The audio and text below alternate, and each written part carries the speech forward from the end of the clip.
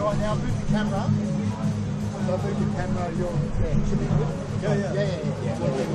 no stress.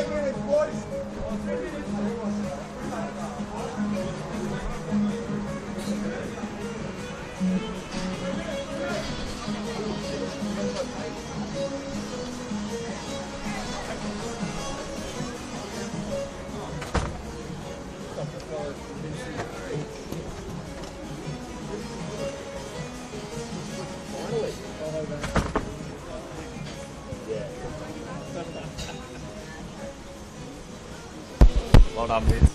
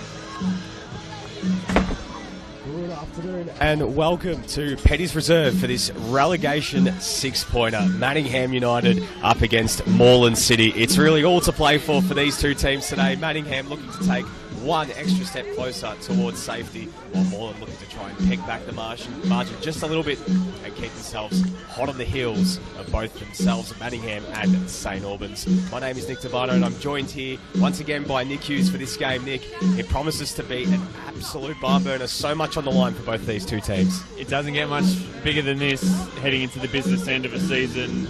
You touched on it there. There's a 4-point gap at the moment between Manningham and Moreland City.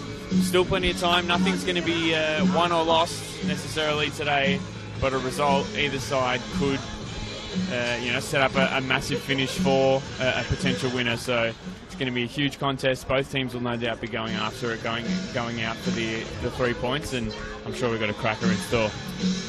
Well, we're still not entirely sure there'll be one or two teams going down at this point, but for Manningham, being in that position in third last at the moment is so important, and they're in a really good position, especially if they can win today. That gap could extend to as much as 7 points on Moreland City, and perhaps, depending on St Albans' result tomorrow against Altona Magic, to as much as 4 points clear of them. We'll take you through the starting lineups in just a moment. It is Moreland City in their white away kits kicking from right to left, and Manningham in their home blue kits going from left to right. Moreland's getting ready to kick things off, and it is Christos Theodorakopoulos who's back playing against his former side, who he departed only a matter of weeks ago.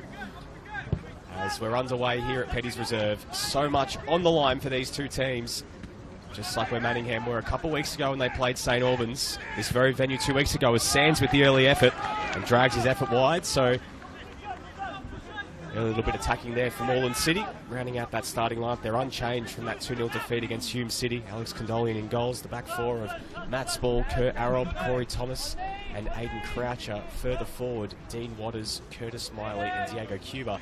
And Christos Theodorakopoulos, Kazra Karamad and Jose Sands in attack. While from Manningham, Marco Tavella, Dal O'Cole, Alice Castiello and Ali Turgut make up the back four. Hayden Brown in goals, Junior Carter, Giannis Georgopoulos in midfield, and further forward Jose Ramirez, James Tuntis, Ben Everson and as well Tom Golding rounding out that starting 11 for Manningham. The two new faces who started last week, Kurt Kwaku and Paul Quall, returning to the bench today with Georgopoulos, one of those inclusions into the team today. Well, Nick, the last time we saw Manningham here at this venue, we just spoke about it a fortnight ago, a 4-0 win against St Albans in a game with equally big stakes. They really sort of kicked away in that second half. It was off the back of Ben Everson, who scored a brilliant hat-trick on the day. Yeah, what a performance he put in, Ben Everson. He'll be looking for a similar one today. Couldn't quite find his customary goal last week, one of the few times that Manningham went scoreless last week. But I think what's interesting is seeing their improvement defensively. You know, that clean sheet against St Albans, following it up with just the one conceded against Melbourne Knights. That was such a statement result here last time out, and they'll be looking for a similar one today.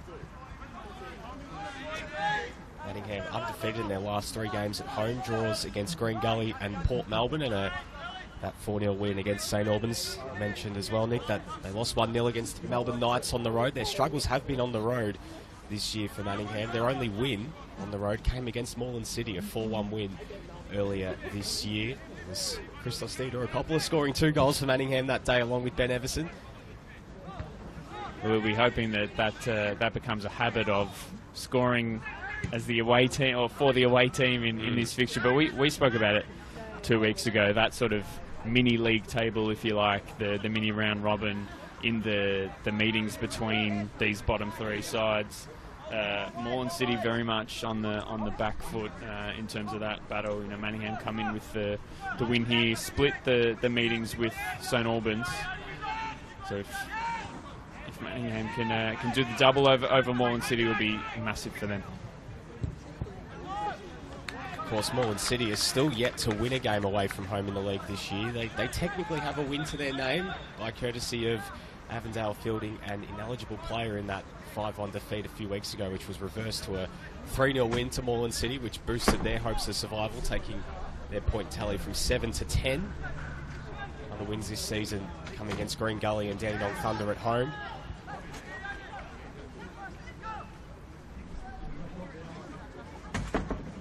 As for Manningham, as we spoke about, they've had struggles on the road, but they've been very good at home this year. Wins against Dandy Thunder, the shock 3-0 win against Avondale earlier this year, and of course beating St Albans a fortnight ago. Moreland doing a little bit of early attacking. Ball floated in towards Karamad. And coming off his line there is Hayden Brown. A bit of a nervous moment at the back here for Manningham. Down goes Christos Theodorakopoulos. And referee Ross Clark is unmoved, and it's out for a throw into Manningham. So an early flashpoint moment there as Jose Ramirez looking to break back the other way. Moreland City with the early attacking, putting that Manningham defence under some pressure. What do you think there, Nick? Did Theodorakopoulos and the Moreland City players have a case there? It looked an interesting one because it seemed like Theodorakopoulos was actually, of the three that were going in for the challenge, I'm not actually 100% sure who the third one was. It looked like Theodorakopoulos was the furthest away from the challenge. Yeah, he was the one that ended up on the floor, so it looked an interesting one, but certainly an uncomfortable moment at the start of this game for Hayden Brown. He's obviously come in the last couple of weeks. Manningham tinkering in goal a little bit. No George Samaranis on the team sheet for the last couple of weeks. He'll want to shake that one off and make sure he can gather the next one cleanly and build his confidence in this game, because that was definitely a hairy moment. He's the fourth goalkeeper to see minutes for Manningham's senior team this year, along with the aforementioned Zamaranis, who will see most of the minutes. Claudio Sikora and Thomas Grinos, who is the backup goalkeeper today, was brought on as a substitute weeks ago, but Hayden Brown, his third consecutive start since coming across from Altona Magic in the mid-season window. The only new face in the Manningham starting lineup, of course, Kirk Kwaku, Paul Quoll and David Momarabu, all on the bench for Manningham today. There's Matty Spall getting forward and plays it short to Theodorakopoulos in a crossing position here. Challenge from Dower Cole. And he wins the goal kick, so a bit of conversation there between the assistant and Ross Clark, but it goes in the favour of Manningham, as we were just talking about beforehand, Nick, hoping that the heavens wouldn't open up, but we're starting to feel a bit of that drizzle coming in towards our commentary position. So, as we know on the synthetic turf, it could create some wet and wild conditions out there. It could, and these were similar conditions for that previously mentioned win over St Albans for Manningham a couple of weeks ago. So they'll like to think they're used to these conditions. We can see the clouds featuring ominously across Reynolds Road at the moment. So we'll see what's in store for the rest of this game, but it's been a really positive start for Moreland City. They'll like this first 6 or so minutes, and good to see them going for it away from home. You mentioned they haven't won outside of CB Smith Reserve this season, so it's a positive start. They've done all the early attacking in the first 6.5 minutes of this game, and they've won themselves a corner here. It's been a solid start from the visitors, who are looking to claim what would be a huge 3 points. If they do win today, they will go, for the time being, above St Albans on the ladder on goal difference before they take the field tomorrow afternoon, as Sands is head on just across the face of goal. Played there from Ben Everson, getting there before Arob, and Everson tried to win the free kick, but again, referee Ross Clark letting it play. Karamad going to ground, and it's out for a goal kick. Well, 7 minutes in, there's been, I reckon, about 4 instances of players looking towards the referee and throwing their hands in the air looking for fouls, and 4 out of 4 the referees let play on, so setting the tone early for what would appear how he's going to officiate this game. Well, as you said, Nick, I mean, maybe this is what we're going to see. Maybe Ross Clark letting things run a little bit, letting them play. You don't want to let it you don't want to let tempers, sort of fray a bit too much. You don't want them getting a little bit too much leeway. So we'll see what happens as this game progresses. So much on the line. You can already feel, especially from Moreland City, that they've shown a lot of energy. Listening to Moreland City coach David Ostojic in his post-game interview on the Moreland City social channels, he bemoaned their start against Hume City last week. Of course, they lost that game 2-0, and a real unfortunate way that they went behind early in that game, courtesy of an own goal, and the ball taking a last-second bobble ahead of Alex Condolian before he could clear, before Lloyd Isgrove sealing the result in the second half with a lovely finish. I mentioned earlier in the intro that nothing's won or lost today, nothing's final. With still a handful of weeks remaining in the season. But Moreland City will definitely feel that they need to win today. A 7-point gap to overturn, whether it is one or two that are going down. A 7-point gap to what would be third place Manningham if the hosts do win today. That seems like it'd be a really difficult result difficult margin to overturn in the final weeks of the season. So, like I said, good to see them coming out positively and playing early on, setting the ascendancy. Well, there is 4 games left in this season after today. Really into the nitty-gritty of this year. Technically 5 weeks remaining of the season, of course. Between the third last and penultimate weekend of the season, there'll be the Doherty Cup final, which will give the teams last-minute chance for a breather before the final 2 games of the year. A strong challenge there from Croucher. And it's a throw in there to Manningham, and you can see the challengers flying in early. Still yet to have the game's first free kick, and the challenges keep on coming. So, as we mentioned before, the precedent has been set. We'll see how that continues. Nice little turnout here at Petty's Reserve today as well, Nick, for Saturday afternoon football. As you can see on that far side, now the sun's coming out. It really sums up Melbourne weather. You get a bit of rain, a bit of sun. Who knows what it'll be like by the time this game's over. As Matt Spall winning the ball back here for Moreland City. Going to feed through. A strong challenge on Cuba. It's a free kick. On the bench today for both teams, Manningham, Mohamed Al-Sadi, David Warabu, Kurt Kwaku, Paul Quoll, backup goalkeeper Thomas Grinos, and Ayrton Redmore, another one of the new signings on the Manningham bench today. While for Moreland City, Rahul Suresh, another one of their new signings on the bench, along with Chudi Atajiath, Eligian Kifle, Marco Canatelli, backup goalkeeper Santo Agwek, and Newman Ali. But some big outs for Moreland City. No Michael Satsitas and Fletcher Fulton again, and Noah Piacuno. So some big names missing for Moreland, 2 of their best attackers and their best centre-back arguably missing as well. So the injuries have come at the worst possible time for the visitors, but they're holding their own early. They've had defensive problems in the last few weeks, but they were a lot better against Hume from a defensive standpoint after conceding 13 goals in 2 games, Nick, and then they only conceded the 2 last week. They were a lot more well organised against the likes of Amir Abdallah and Lloyd Isgrove, as now Karamad looking to get forward. As the ball gets put out of bounds for a throw, as sticking here, it's James Tuntis who is on the deck and requiring some treatment, and a little bit of afters there between Giannis Georgopoulos and some of the Moreland City players. Well, it looked an interesting one. It seemed fairly innocuous, but we could hear from up here the sort of screams of pain of James Tuntis as he fell to the floor, immediately clutching his right ankle. Physio's on the pitch now to have a look at Manningham's number 8. One of those, when it's sort of off the ball, it might look innocuous, as I said, but it's always a dangerous sight to see someone going down in those sort of circumstances. But back on his feet now, which is a positive for Manningham.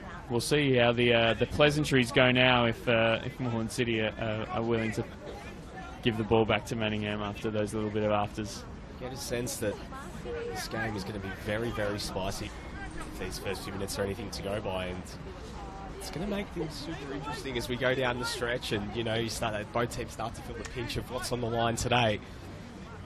As James Tuntis just coming to the sideline for the time being, physio Luke Gallo out there tending to Tuntis. Of course, Luke Gallo, a former Manningham player as well. Nice to see the keeping it in-house, and Luke Gallo, of course, was part of that team that got him into the NPL many years ago. Looks like James Tuntis is going to be ready to continue, which is a good sign for Manningham. As a long ball looking for Everson. Corey Thomas got ahead to it, it's nodded away. Good strength there from Curtis Miley. By himself there, the Moreland City number 2, but well defended by Georgopoulos. Turned over. Here's Waters. His pass is straight to the path of Golding, and now a chance for Manningham to break back the other way. Arob getting across, and Moreland City can work their way out from defence. it's all a little bit scrappy, in particular these last couple of minutes. You know, a couple of sort of heaved long balls that have been easily defended, turnovers in midfield. We mentioned the fiery tackles coming in. Now that we're approaching a quarter of an hour into this game, you're probably looking for one of the teams to start to settle down in possession a little bit, bring some more quality into the game, and start creating some more meaningful chances.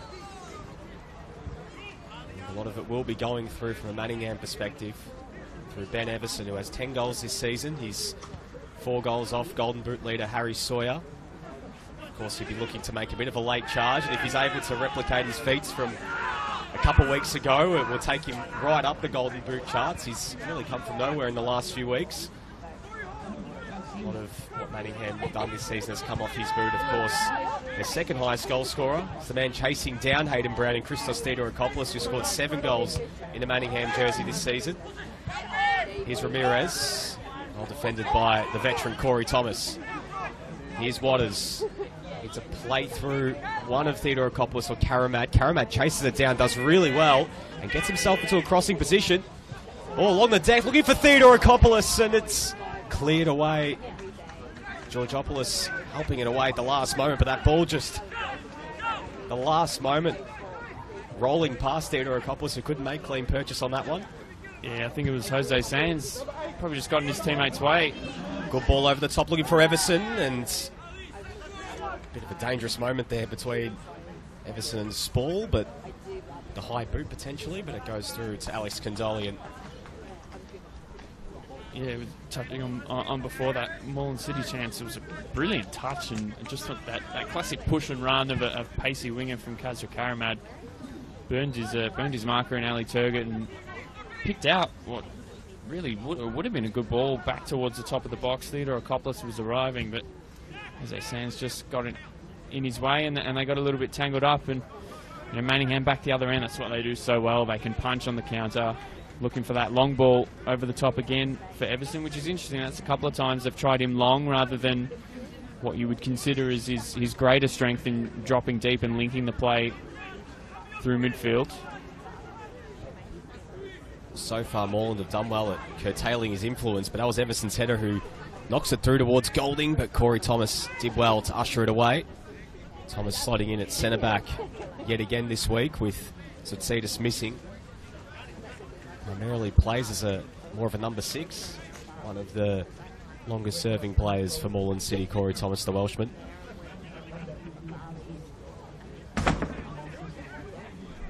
Sands. Flag is up. Looks like the ball did go out of bounds from that pass, and Kazra Karamad, well, he received that ball, and I think he thought the ball was still alive, but the assistant referee on that far side, Nick, was not in agreement. That's so unfortunate for Moreland City, because that was an outstanding ball. I think Waters, it might have been that played it out to Karamad. We had, again, a repeat of just a minute ago, the opportunity to go 1v1 against Turgut and a little bit closer to goal, possibly have a chance to hit one himself. Here's Miley. Plays it to Karamad.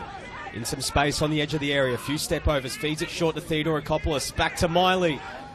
Back to Theodorakopoulos. Can he get the shot away? He can! And Moreland City take the lead.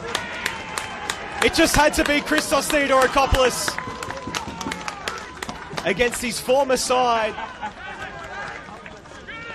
And what a massive goal that could be for Moreland City. They strike first at Petty's Reserve. Well, never mind the tradition of not celebrating against your former side. Christos Theodorakopoulos is absolutely buzzing after that one.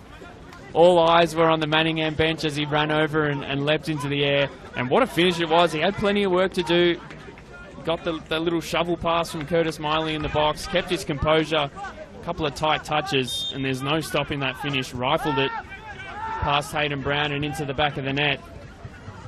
He will be absolutely loving that on his return to Petty's Reserve, Christos Theodorakopoulos. Well, his third game now in a Moreland City jersey since making the move back to Moreland. Of course, was part of the side that helped get Moreland promoted to the top tier in 2022, and then in 2023 spent the first few weeks there before joining Bentley and then Manningham this season, but now back at Moreland City and that causing problems and showing Manningham what perhaps what they're missing out on, and he's enjoying that. You saw how much it meant to him, and as you mentioned, Nick, I mean, there was, usually sometimes you see the hands go up a bit of sort of the respect sign, but Theodorakopoulos deciding it meant that little bit more to him. So a big goal for him, and here he is again, Theodorakopoulos. 8 goals this season as Karamad feeding it through Cuba, chasing it down.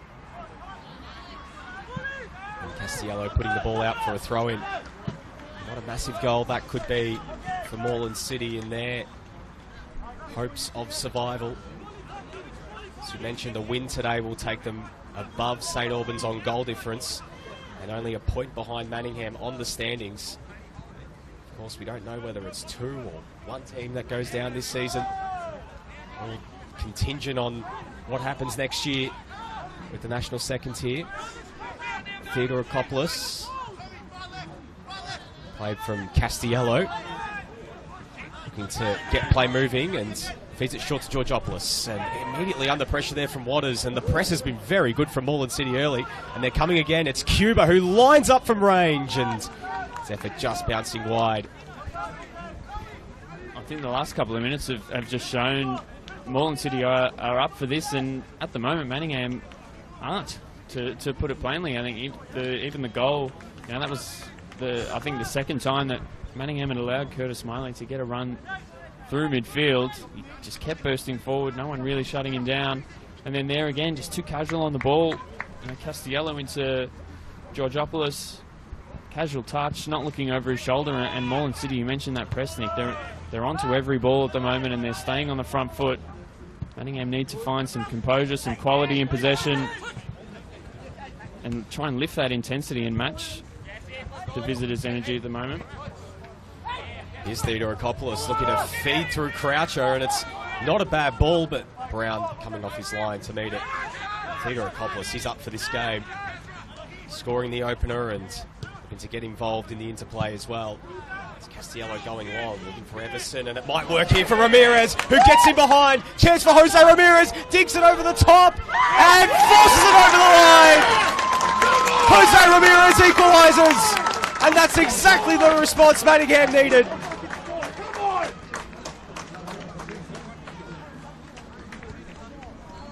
What a moment that is. Just a couple of minutes ago we talked about Christos Theodorakopoulos having his eye on the Manningham bench. Jose Ramirez exactly the same. He goes and appreciates his boss after scoring that goal, and right on cue talked about Manningham needing to match that intensity. It's as simple as that. They win a couple of 50-50 balls, they get Everson involved in the air, and Ramirez is onto it in a flash. Didn't quite put enough on the first finish, but the hunger, the determination that you need from your captain in a game like this, in moments like this, you've gone behind, the hunger to follow that ball in, slide it in on the line, and that, hopefully for Manningham's sake, will just settle their nerves, get them into this game.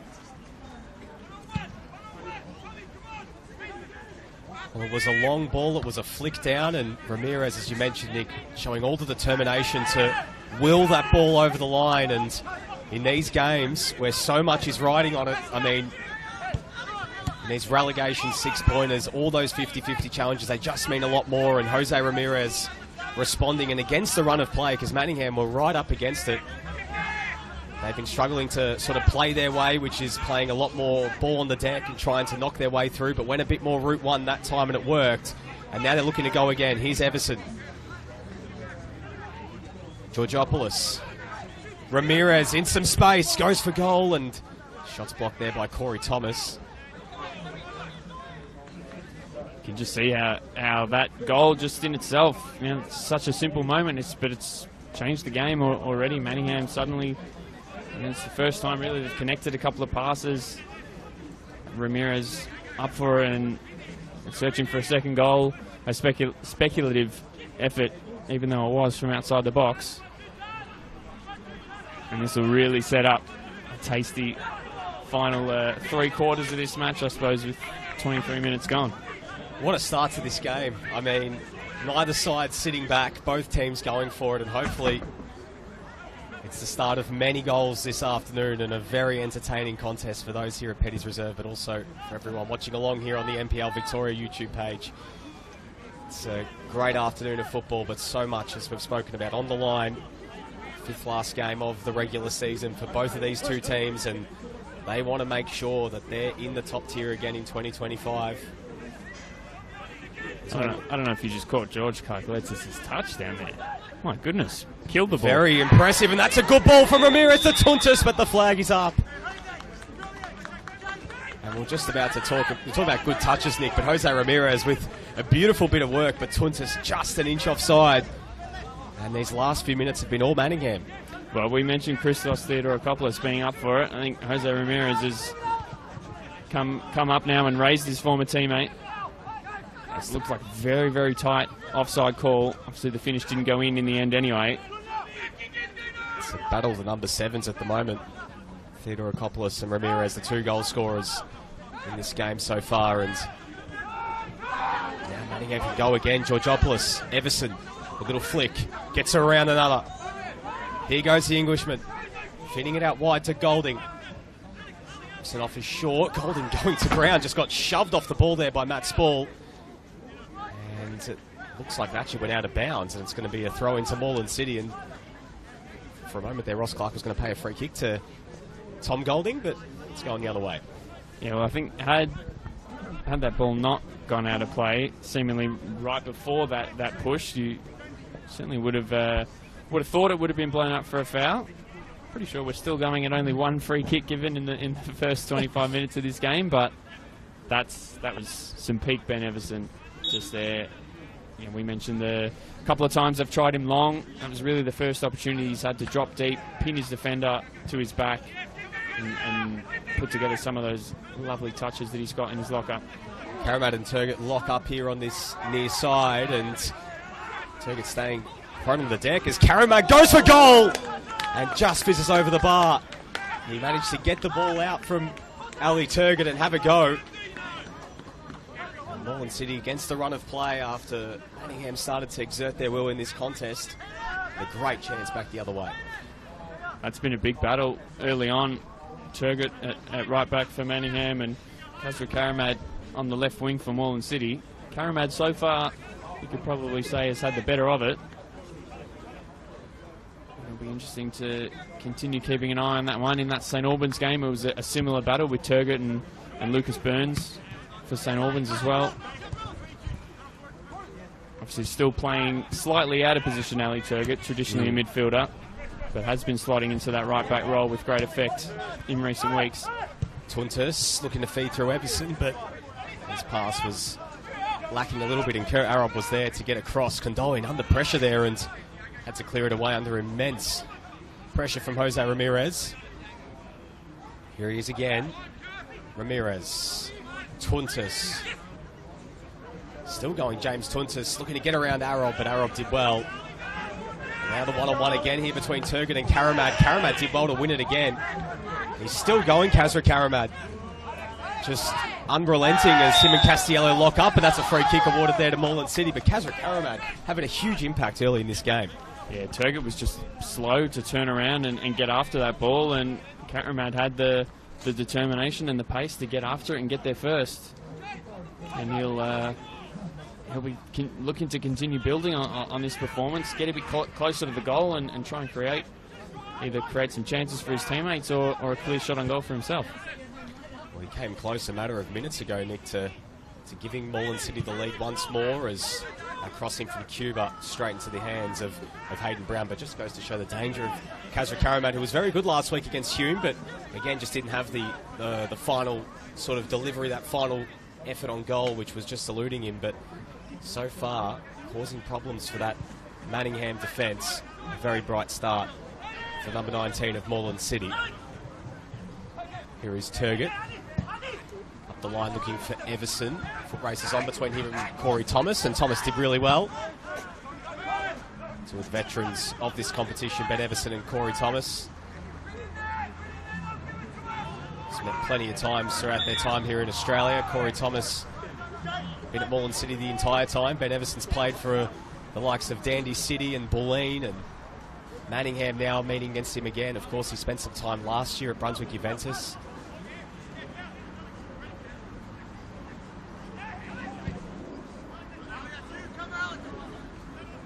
These two teams last met at Petty's Reserve back in 2022, which Moreland City came away with a 2-1 win, Nick, and one of the goal scorers on that day was Christos Theodorakopoulos for Moreland City. So he has a thing of scoring in this fixture, and he's continued that trend. 3 straight games with a goal in this fixture. Of course, they didn't meet last year after Moreland City were promoted at the end of 2022, and here is Theodorakopoulos.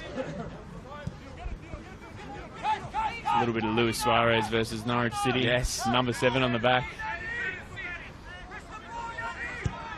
It's a good ball from Waters. Spall getting in behind, and his cross. Just had to swing a leg at it, and it's cleared away. Golding. Now a chance for Manningham to go. Georgopoulos looking to feed through Everson, but maybe a bit too much on that one, and Condolian comes off his line and collects. This game has just really opened up.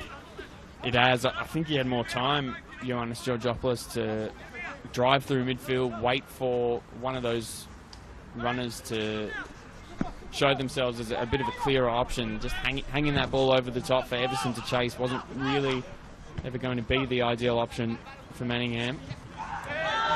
So you mentioned, Nick, it has been open end to end. The intensity's been up. Sort of touched on it before. Now that we're back on level terms, I wonder if one side will take an opportunity to just slow things down a little bit, just get a bit of a foothold on possession rather than breaking forward so quickly, maintaining structures so they can stop from these counter-attacks. But judging by that long ball from Junior Carter, perhaps not just yet. I was literally just about thinking if there was one man who probably is going to slow things down and maybe look to try and control the tempo, it's Junior Carter, and he just went immediately for the Hail Mary pass for Tom Golding, but it wasn't on. He really has been such a joy to watch this season, Junior Carter, one of the really impressive midfielders in the top tier this year. Goes a little bit unnoticed because he hasn't played for one of the top 6, top 7, top 8 sides this year. But if you've watched Manningham this year, I'm sure that those who have followed their journey this year appreciate what he's brought to NPL Victoria this season. Absolutely, he's been outstanding in midfield. He's the typical, Mr. Consistent 7 out of 10 each week. Always looking for the ball. Plays above his size and looks to get stuck into challenges as well. And even though he does predominantly take up that spot sort of at the base of the Manningham midfield, he loves to get forward, whether that be with the ball at his feet or progressing and passing, feeding the attackers as well. He's certainly been one of the shining lights for Manningham this season. He's one of those players that you would just love to see, just, plays more of a number 8 and be able to get forward and use his best traits, which are sort of in the attacking phases.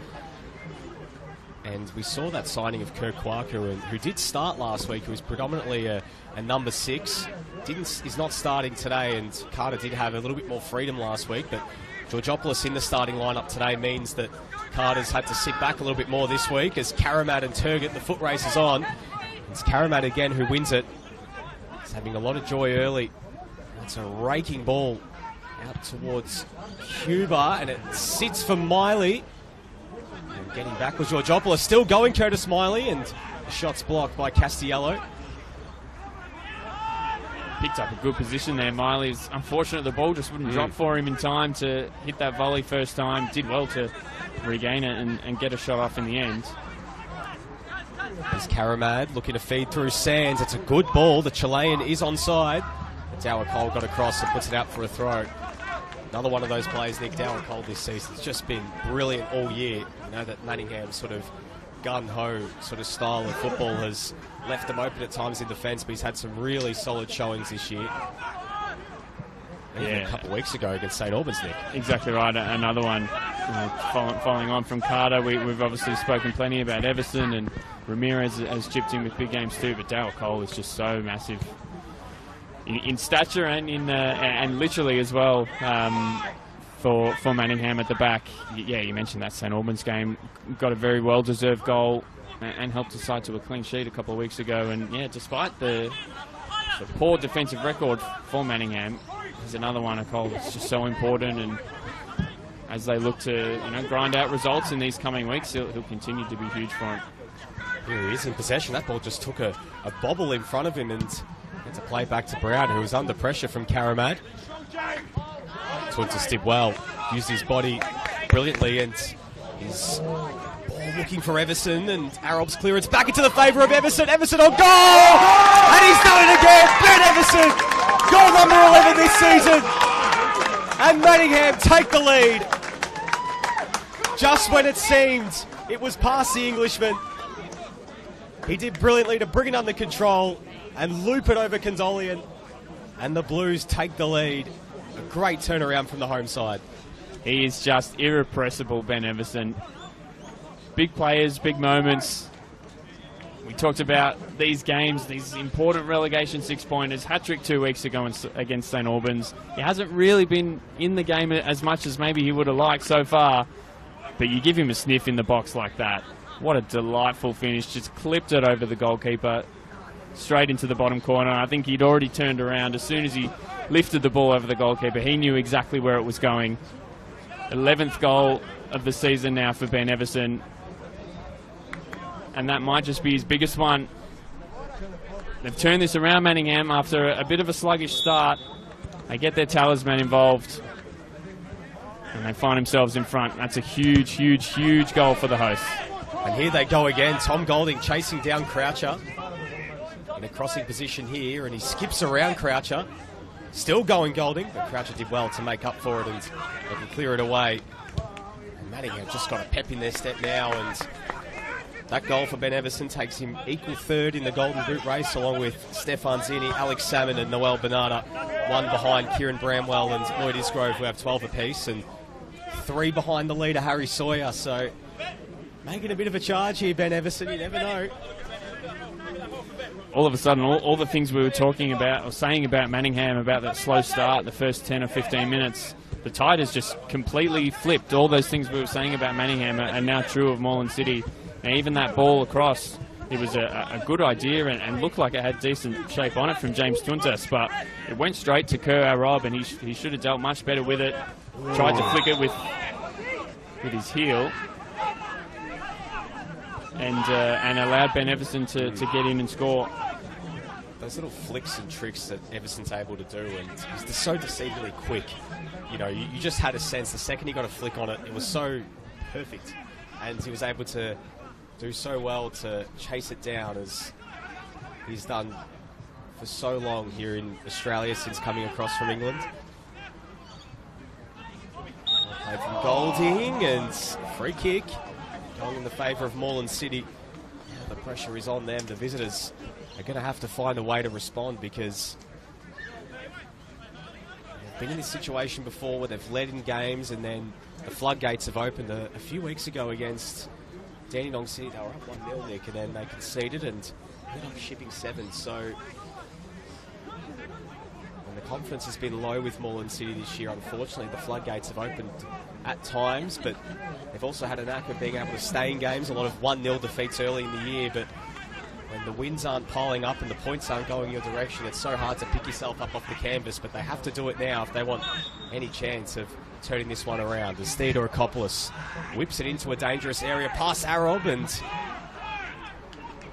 it's out for a corner.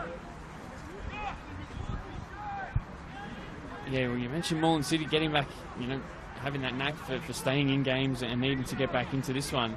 The blueprint was there at the start of this game. I don't think they need to do anything differently or change anything drastically in terms of tactics or personnel.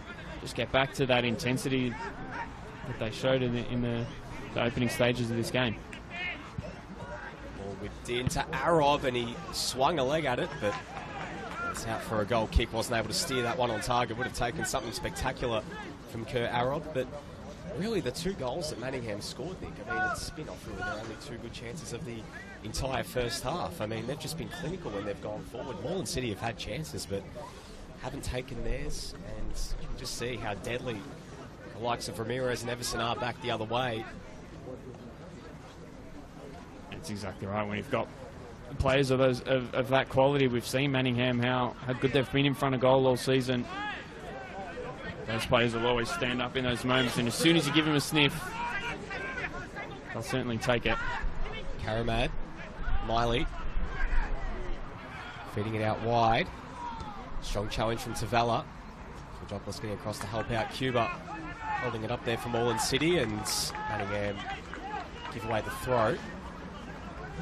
Some time running out in this first half, just 6.5 minutes plus stoppages, but enough for either side to get on the scoreboard. Moreland City opening the scoring through Christos Theodorakopoulos before Jose Ramirez equalised for the home side, and Ben Everson giving the Blues the lead. Sands got it down for himself and got the shot away, but it's deflected out now for a corner.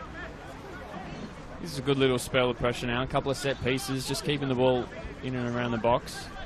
Theodorakopoulos was able to pick out Arob with the last corner. Can he do something similar? Whipped in over the head of Thomas and cleared away. Now Manningham can go through Golding. It's a raking pass, but we'll go straight through to Matt Spall.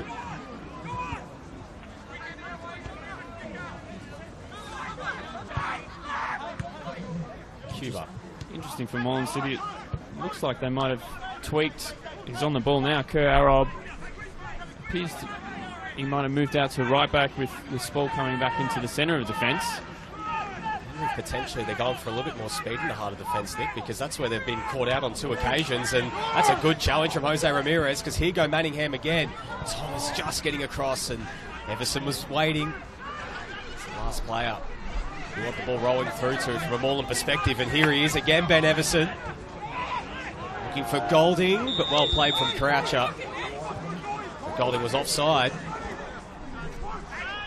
I was wondering, I think it was Everson earlier in the play. Yeah, I think it was a little flick or a toe on the ball that Ramirez got to shovel it forward, and I think Everson was coming back from an offside position. I was wondering if the flag was going to go up, and sure enough it did. But yeah, mentioning that tweak at the back, obviously immediately following Arob, who, fair to say, he could have done a lot better for the ball that came across that Everson ended up finishing for the second goal. Waters, Theodorakopoulos skips around to Vala, plays it short. Here's Waters again. Cuba played from Tavalla for another throw in.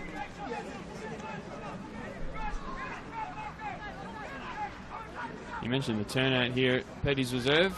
You can see the Football Victoria CEO, Chris Palavanis, a number of the former Manningham crew as well, just in front of us. Nick Volgaris, Salvacado and Daniel Scopoletti have come down to get behind their former team. You can see the Victorian football public recognising how big this game is. And mind you, Nick, we've got a game between Avondale and Oakley happening at the same time. So the gravity of the games today, but in particular today, is brought out all the public, which is great to see. It's a fantastic turnout. So luckily the rain has held off for the time being, and those clouds continue just to loom ominously over Petty's Reserve. And Moreland City bench not happy. They felt they should have had a throw in. A bit of words there between the two benches. I don't know what's happened there. The header was clearly from Jose Ramirez, straight out of play. It happened right in front of the Moreland City bench. It certainly seems a bizarre one. Perhaps the referee just wasn't quite in the right position to see it. Just having a look here, Ross Clark's getting over to the Moreland City bench to have a word with David Ostojic. Perhaps just a warning for the Moreland City gaffer. The protestations perhaps gone a little bit too far, but all diffused, it seems. And I mean, we'll carry on with the Manningham throw. I dare say Moreland City will be even more incensed if they can get this throw in play and go forward and score a third.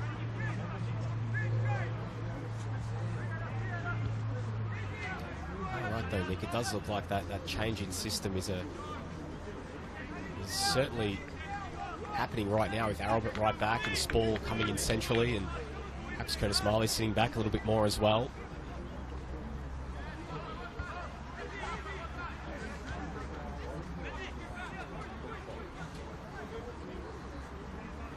Seems like Manningham at the moment, they're just happy to slow things down a little bit to end this first half and perhaps just control things and let's just play the seconds. Yeah, a couple of minutes to go. We've tried to sort of preempt it a couple of times about this game slowing down, and it appears perhaps it has right before the halftime break.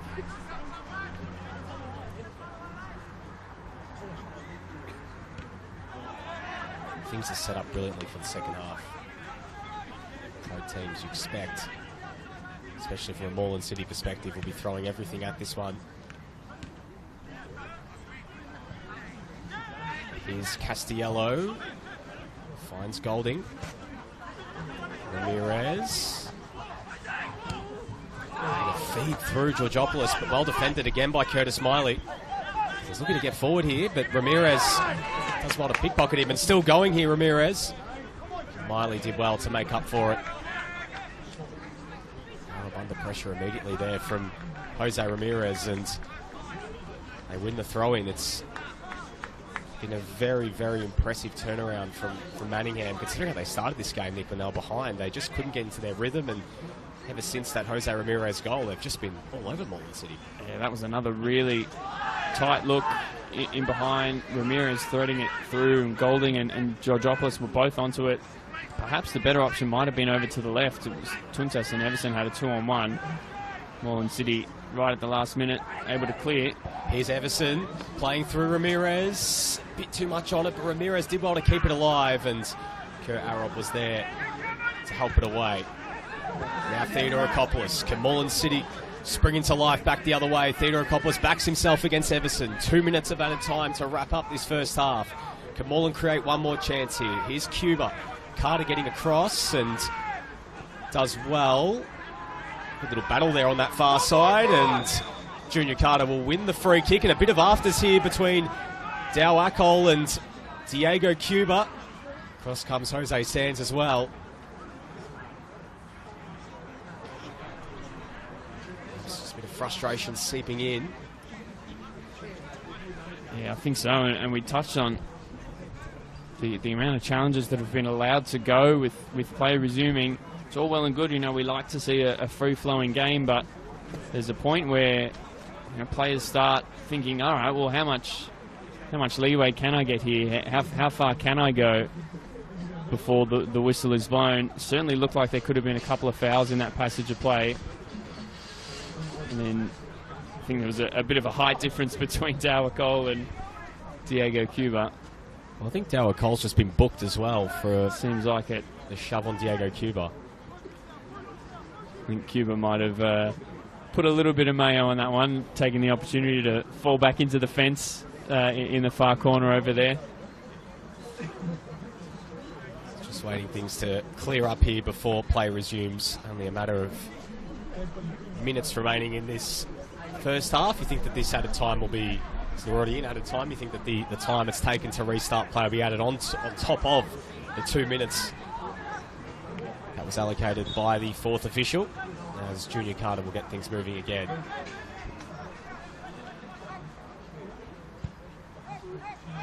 That pass there from Carter right to the feet of Tom Golding, who looks to flick it over towards Everson, but he's offside. Flag is up, but advantage is played there from Ross Clark as Manningham on the back foot here. Theodorakopoulos does well. With strength there. Spall. What is? Strong challenge from Carter. Goes out of bounds for a throw-in. Theodorakopoulos immediately under pressure there from Castiello.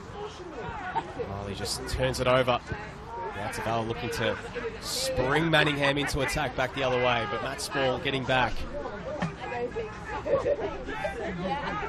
Short, Arob for a throw-in, and just a little bit of pressure there from Tutsis. Just put the Moreland City number 5 under a little bit of pressure, and he did well to win the throw. Yeah, excellent pressure to win a throw-in really out of nothing. Seems maybe one of those days for Kerr Arob where just a couple of touches aren't quite falling for him. He had Curtis Smiley in the middle if he could have just flicked a pass inside. But it's been an interesting end to this half, and with all the little fracas in the far corner. We're not entirely sure what the added minutes were. I'm sure there's not long to go. Golding receiving from Turgott. Golding cutting inside in a shooting position here. Lovely flick from Ramirez. Tuntas. Everson back to Tuntas! And just puts it wide. And that would have been a beautiful team goal. But James Tuntas just meets the side netting. As that's the end of the first half here at Penny's Reserve. And Manningham will go into the sheds with a 2-1 advantage here against Moreland City in this relegation 6-pointer. They were behind, courtesy of Christos Theodorakopoulos, who opened the scoring against his former side, but a goal from Jose Ramirez brought the teams level for Ben Everson's 11th goal of the season. Gives Manningham the lead heading into the break. Nick, almost 3-1 going into the break, courtesy of what would have been a beautiful team goal, but nonetheless the scores here still have Manningham with their noses in front heading into the break. Well, did someone say Arsenal versus Norwich City about 10 years ago? Shades of Jack Wilshere, Olivier Giroud with that slick one-touch passing. We finished that first half with as much of a bang as we started it. That's such an entertaining, end-to-end, fiery first 45 minutes. Both teams, we touched on it, introing this game, both teams know what's at stake. They're going hell for leather for 3 points, and it sets up what proves to be an even bigger second half. And the players will take this opportunity to maybe just cool off a little bit, remove some of those frustrations, and come back out for the second half. It's going to be massive. Well, don't go anywhere. We're back in around 15 minutes' time for the second half. It's all on the line for both of these two teams who are looking to get one step closer towards safety. The score here, Manningham 2, Moreland City 1.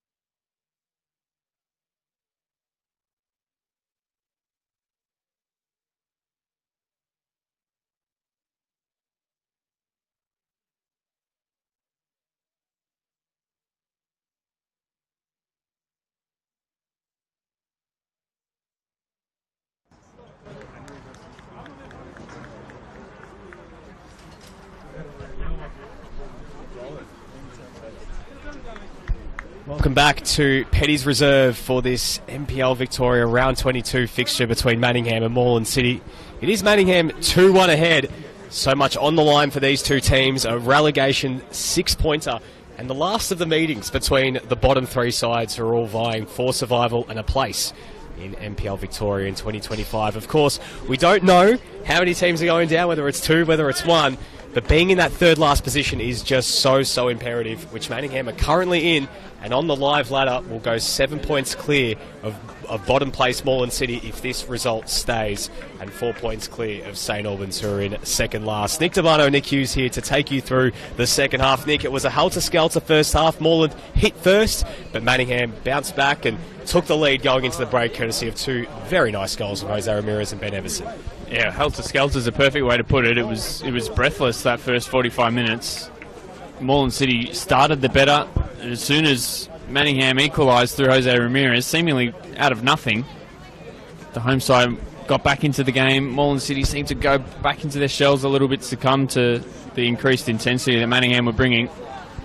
So I think David Ostojic will be looking to instill some of that passion back into his team and start this second half the way they did the first, and looks like a few changes on both sides. Yet, so Moreland City have brought on Paul Quall for his home debut, as well as Kurt Kwaku and David Mwawarabu. So 3 changes from Moreland City at the break. It looks like Giannis Georgopoulos, Marco Tavella, and I think it is James Tuntis who has been taken off here. So all 3 new faces for Manningham coming on here. Just waiting to get confirmation of who's been brought on for Moreland City, if there has been any changes for Moreland City. There might not actually have been a substitution just yet. Actually, no, there has been one. Just wait on confirmation for that as we get things underway for the second half. It is Aligan Kifle who has been brought on, and Kurt Arob who has been replaced at half-time. We saw him shift out to right back to start to end the first half, but Kifle has been brought on in his place. It looks like Aidan Croucher still deputising at left back and Matt Spall at right back alongside Corey Thomas. But Kirk Kwaku right back for Manningham. Ali Turgut coming out to left back, and here's Paul Quall and David Moarabu getting involved early. And here is Quall looking to chase this one down. Well played there from Quall, cutting inside. Does well there, the former Kingston City striker, and still going. Well played from Kifle, and looking to play out from the back to Croucher. And he let that one run just a little bit, and that's gone out for a corner. So a momentary hesitation from Croucher has just put some unnecessary pressure on Moreland City, and now Manningham have a chance to strike first from this corner. That's exactly the opposite kind of start that Moreland City would have wanted. You mentioned that word, hesitation. Moreland City cannot hesitate in this second half. They need to come out firing like they did at the start of the first period. They've got a deficit to overcome. We mentioned nothing's won or lost today, but a defeat could be fatal for Moreland City. Boys floated in, and it's met by a goal. Everson chasing it down and keeping it alive. Still in a crossing position is the Englishman. It's not a bad ball into the area, looking for a goal, but it's nodded straight into the air and cleared away by Karamad, who was very impressive in the first half for Moreland City. Momarabu sending it long. There's one in the air there by Spall. Here is Everson. Going to cut inside. Kifle as well. Looking forward to seeing what Paul Quall can bring, Nick. He's a very, very, very good player when he's on. He's a very quick player. His last goal, though, came all the way back a few months ago playing for Kingston, just up the road at the Venator Club against Bulleen Lions. So he's had to wait a while for his last goal, but he's a very good player in VPL 1 last year and was key to Kingston's season last year where they came so close to promotion. Got a glimpse of him with his first touch just a second ago. You can just see the length in those strides. It doesn't really look like he was bursting to get to top speed, but he just moves those legs and can move so quickly. Here's Sands. Wins a corner. So an opportunity here for the visitors. Paul Quall is one of those players, Nick, that's not afraid to get the ball and run at defenders and try and make something happen. So keep an eye on him as this game progresses. For those watching on at home, thank you very much for tuning in here on the NPL Victoria YouTube page. There's a set piece here for the visitors. Can they find an equaliser? Theodorakopoulos floats it in and calls for a handball against Ben Everson, but they're unanswered by Ross Clark. Croucher winning it back. Lovely ball through. Sands brings it under control, and a good challenge there from Junior Carter, and it's out for a corner. Carter in the perfect position there in the box, and the perfect timing on the tackle too. It was a fantastic ball to play in Sands, and it looked like for a second it might have opened up for a shot, but Carter arrives. Timely challenge for Manningham. Theodorakopoulos floats it in, nodded away by Cole. Ramirez straight into the air. Karamad, beautiful first touch, stopping it dead. Theodorakopoulos back to Karamad. Has options in the middle. Miley. Well played by Castiello. And looks like Matt Spall palmed that ball for a second there right in front of us, Nick, but perhaps it was unintentional. I'm not sure if maybe it was just because of the push, but there is a player down here for Moreland, and it is Jose Ramirez. So exciting start to this second half, Nick. Moreland City having some chances at one end. Manningham have had their own moments back the other way, but it's a bit of a taste of what we can expect in this second half with so much on the line for these two teams. Yeah, absolutely. Those corners from Christos Theodorakopoulos have threatened all day, particularly those outswingers. He had a couple in the first half, a couple already at the start of this second half. And Dower Cole, as always, I think was the one to get the first touch on both of them, but didn't really get any distance on either clearance. So Moreland City been able to keep it in their attacking third for these first couple of minutes of this second half. Good to see Jose Ramirez back on his feet. Manningham really can't afford to lose him. Obviously James Tuntas was one of the ones that came off in that triple change at half-time. We obviously saw him go down early in the game. It looked like he was still feeling it throughout that first half and not quite moving as naturally as he would have liked. So perhaps just a precaution taking him off, and they'll want to make sure they can wrap Jose Ramirez in cotton wool and get him through this game. His Spall. It's a risky pass back to Condolian. Got to shuffle across there, the Moreland City goalkeeper. After last week, the last thing you want is another sort of horror moment at the back. Of course, that one was well out of his control, but he did well to get across. I don't think we'll be getting any big bobbles on this pitch, Nick, on an artificial turf. The ball, when it bounces, it might have a bit of spin on it, but nothing where the ball is just bopping up at the last minute like we saw at CB Smith Reserve last week against Hume City. No, absolutely right. You can't use the turf as an out here.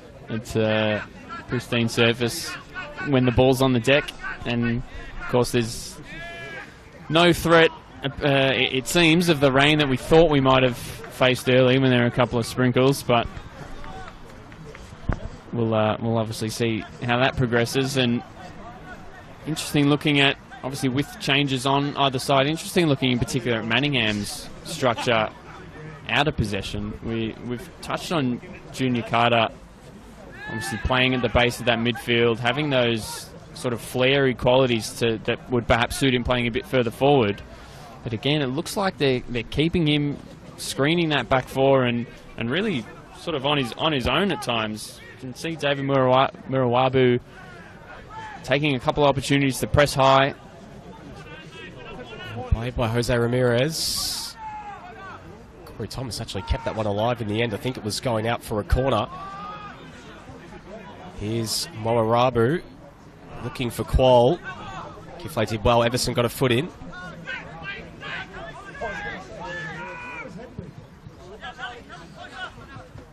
Karamad continues his duel with Turgut. Turgut shifting over to left back and Karamad now to right wing.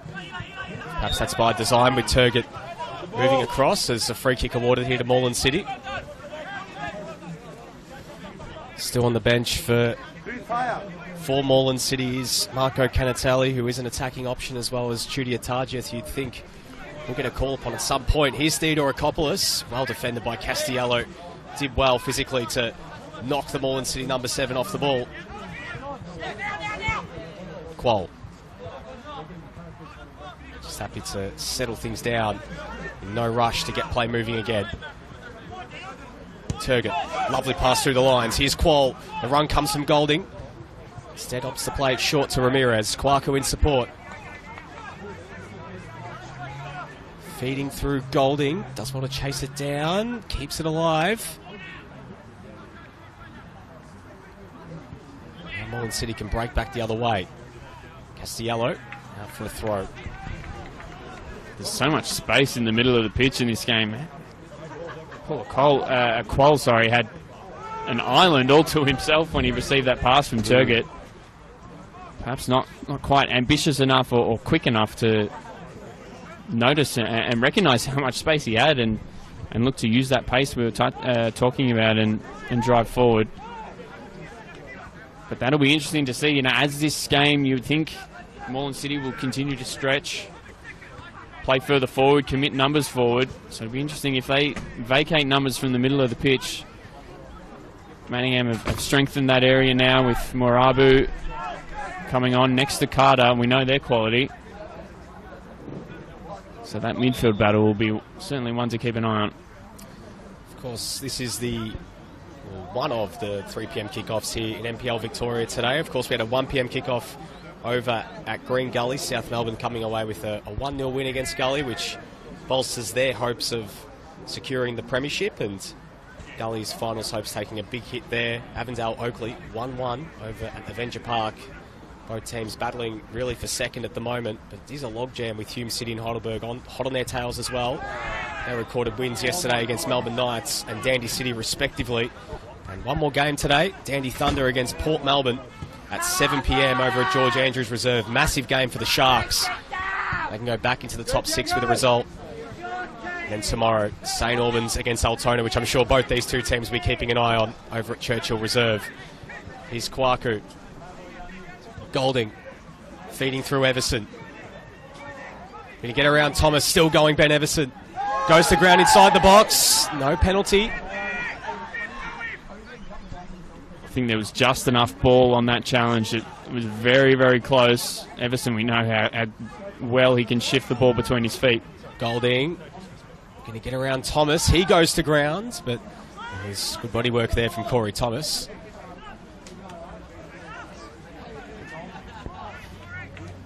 Also have a bunch of VPL 1 fixtures as well to keep an eye on today. Saw that Melbourne City, I believe, are leading now against Northcote 2-1 over at Casey Fields, and North Geelong Warriors 2-0 up against Bentley Greens as well. North Geelong looking to stave off the drop to VPL 2, and Northcote, who are behind, looking to lock in a promotion spot in the weeks ahead. Of course, we saw Melbourne Victory lose last night as well. Western United record a big win against Werribee, so that promotion race really heating up with Preston to play later today against George Cross. Yeah, and you mentioned North Geelong Warriors. They've had a couple of huge results in the last couple of weeks to disrupt that pack at the top of the table, and they've certainly looked to distance themselves from the drop zone. Here's Qual. Has Turgut in support. Finds him. Turgut cuts inside. Goes for goal. Takes a deflection. And Condolian does enough to keep it alive. Waters under immediate pressure from Kwaku.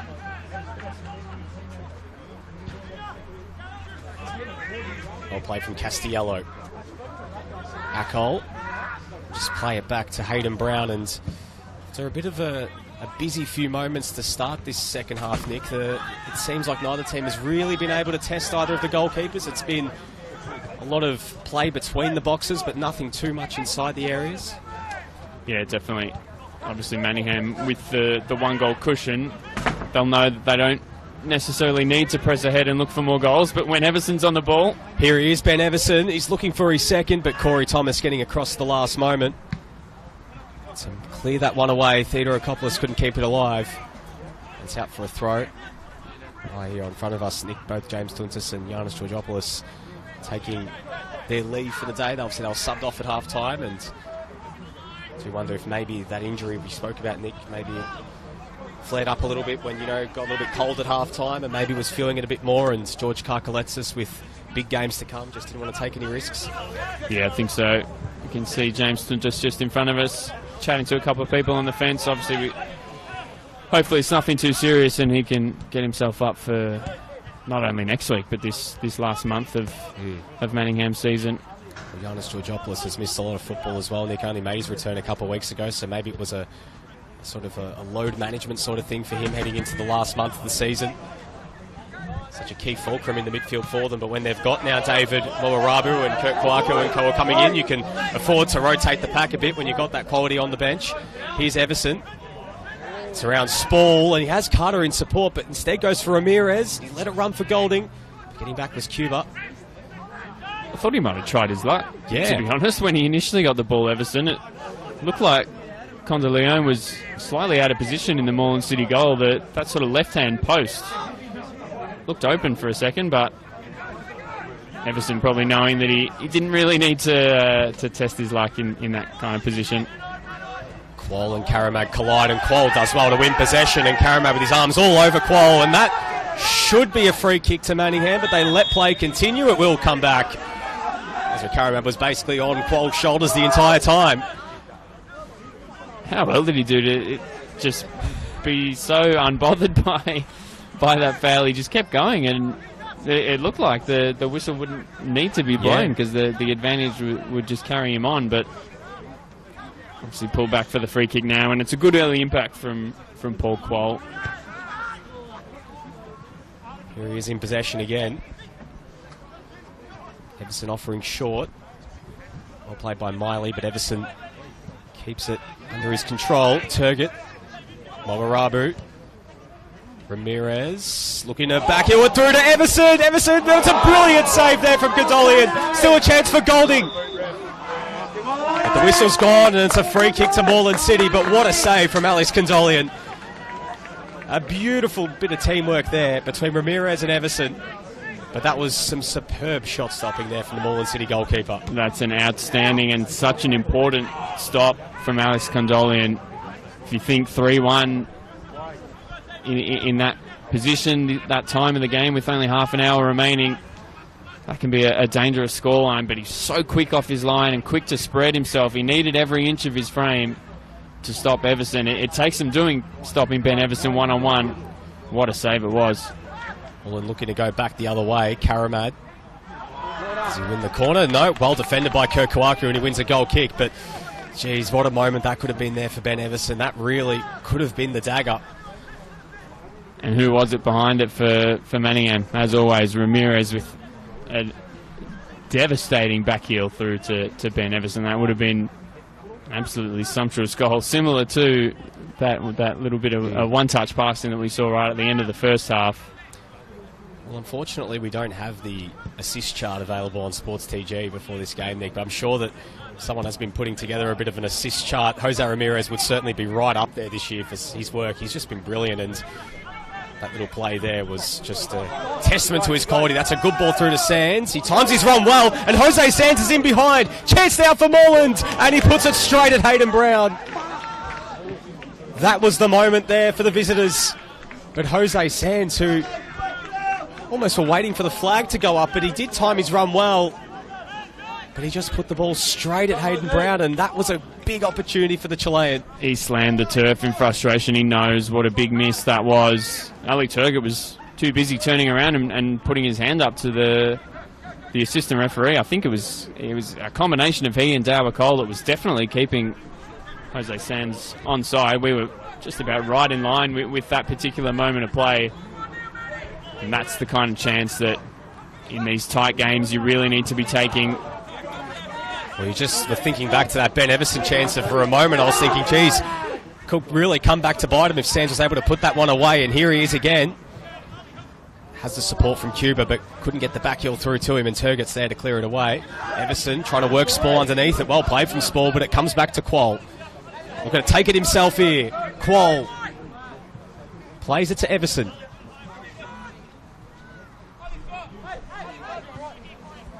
Here's Qual again. Few step overs, looking to get to the byline, but Instead, just happy to wait for his moment. That's a lovely shimmy. Qual with a centering pass for Ramirez. Now Golding. Going to go with his man here, Golding. Still going, Thomas Golding. Got onto his left. That's a good save from Condolian. And the last thing that Moreland can allow is Thomas Golding to find a pocket around goal. He's got a very wicked left foot on him. And now Theodore Akopoulos looking to go back the other way. Castiello does well. And goes to ground. It's almost a little bit dangerously there, Theodore Akopoulos. Didn't want to collect Castiello because he was behind him. Yeah, it was. In the end, nothing doing. And looks like after that chance that he had, Thomas Golding is still on the floor in some pain for Manningham, but such a dangerous situation for Moreland City now because we're all mesmerised by the tricks and flicks and the pace of Paul Quol here on this left side, and then all of a sudden they switch it over to Thomas Golding, and he's certainly no slouch either. He can see when he turns on those afterburners, those first 2, 3, 4 strides of acceleration are just so explosive. Very nearly carved out a chance for himself, and again Manningham will be hoping he can shake off whatever knock he's picked up and carry on in this game.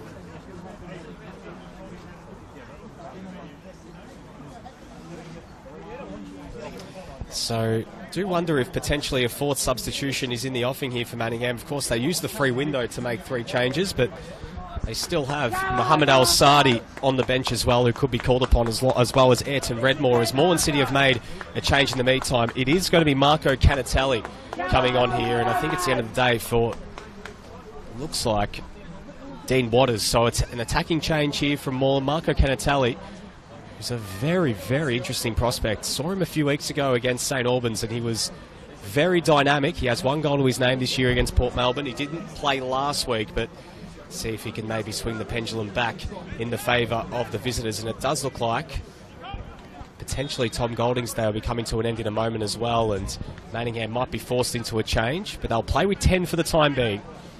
Last thing that Manningham need, Nick, is another injury. Exactly right. It's a big blow, but talking about no slouches, Mohamed Al-Sadi certainly has that pace and skill to come straight in on the right wing. We do expect he's the like-for-like change, and it looks like he's about to be coming on here as Miley. Karamad looking to play it back to Curtis Miley. It's cleared away. Croucher chasing it down.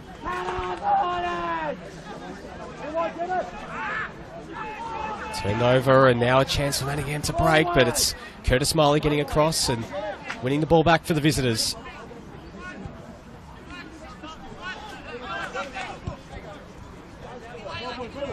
Canatelli. Does well there, Canatelli. Looks at getting behind Turgott, but Carter getting across and sweeping up. Molarabu, risky pass back to Hayden Brown. Hit with a bit of venom, and takes a deflection off Theodore Akopoulos, off the post and in! A calamity at the back has brought the scores level, and Theodore Akopoulos has his brace.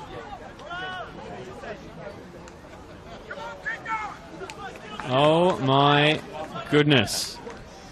Manningham look stunned. I think everyone around Petty's Reserve is stunned. I don't know what Christos Theodorakopoulos has done to himself in celebration. Perhaps just the ball slamming into his back as he blocked Hayden Brown's clearance. We touched on it right at the start. Hayden Brown had a bit of a shaky moment. The ball back to him from substitute Morabu had a bit of bobble on it. Was not easy for Brown to field. And that is totally something out of nothing for Moreland City. You know, Manningham were down to 10 men. Moreland have taken advantage. Incredible. That sub has been made now. Mohamed Al-Sadi is on. But geez, that's thrown a spanner into the works heading into the final 22 minutes of this game. It's 2-2. I'll tell you what, Nick, Moreland City will not be complaining about that one at all. A moment of fortune in this relegation battle is exactly what they need, and maybe that is exactly the sort of momentum builder they needed to try and now kick on and go for 3 points. Here's Theodorakopoulos. He's on a hat-trick. Feeding through Canatelli. In towards the back post, over the head of Sands. Karamad chasing this one down. Goes out of bounds and out for a throw-in, and the visitors right now, they've got a little bit of energy. They're starting to put the pressure on Manningham.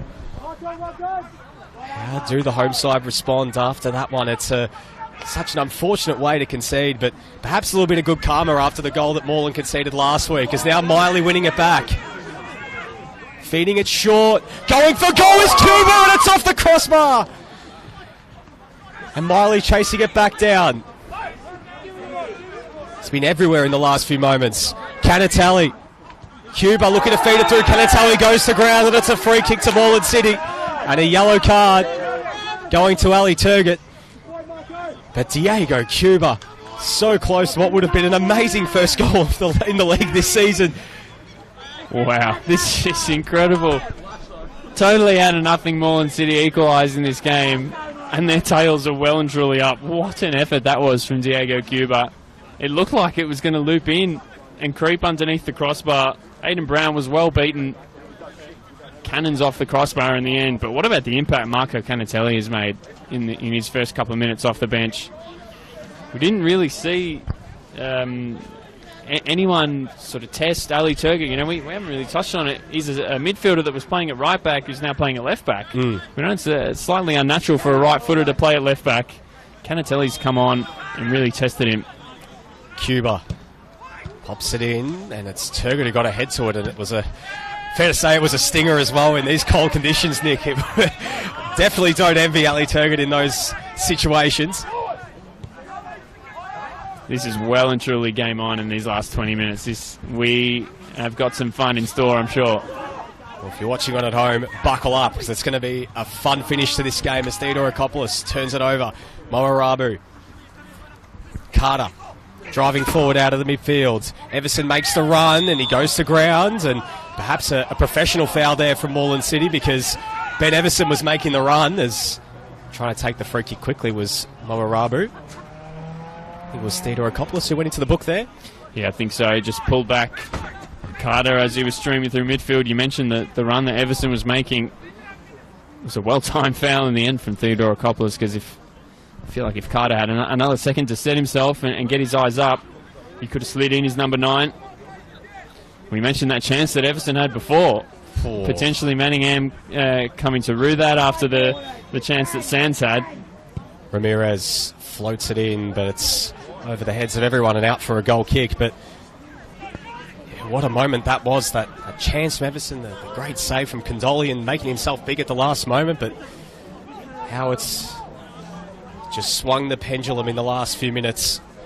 Moreland City still have Chudia Tarjith, Mumin Ali and Rahul Suresh on the bench. They might turn to add some extra fresh legs, but that change, that Marco Canatelli change, has really just added a bit of extra zip to this Moreland City team. But here's El Sadi.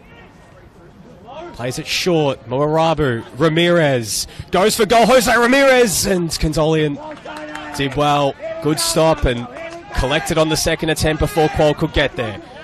Now Canatelli. Turgott got a foot in and comes through. The two Manningham players through to Canatelli. He's looking to feed it through, but getting across was Kwaku. Now Moarabu under immediate pressure there from Theodorakopoulos. And a late challenge there on Corey Thomas. I think, no, it was Jose Sands, sorry, who's gone to ground. And it's going to be a free kick going to Moreland City. And a free kick awarded to the visitors. Moreland City players are signalling to the referee that Moarabu had his foot high using his studs. Looked like it was more, as he was sort of prone on the ground, his head came crashing into the Moreland City player's knee. Sands it was. It'll be an interesting one to see if we can have another look at. Well, I think it was kind of, it did sort of look like, I mean, there were a few bodies in front of us, Nick. It looked like maybe he slipped at the last moment. The foot just came up a little bit late. He's gone into the book, Moarabu. It looked like just both players were going in for the challenge. I don't think there was any malice behind it. I think it might have just been... Just looking back on this now, yeah, it seems like they both went to ground. Moarabu had basically done the splits, and in the follow, it seems like he just caught Jose Sands. But yeah, Sands' standing leg might have just been a little bit straight at that particular point. I think all things considered, I think a yellow card is a fair result from that one. But nonetheless, it's a free kick for Moreland City and some defending to do for Manningham. Theodorakopoulos floats it in, looking for Sands. Cole got a head to it. Knotted down by Cuba. Cleared away by Moarabu. Spall straight up into the air. Turgott bring it under control. Good control there from Ali Turgott. Bouncing out for a throw-in. The encouragement comes from the Manningham fans in attendance here at Petty's Reserve. Just under 20 minutes remaining, plus stoppages. 2-2 the score. This game has really befitted the narrative of being a relegation six-pointer. They've just thrown everything at each other, just haymakers. That's set for a grandstand finish here. Kiflay looking to feed it through to Kanatalik. Throw in here for the visitors.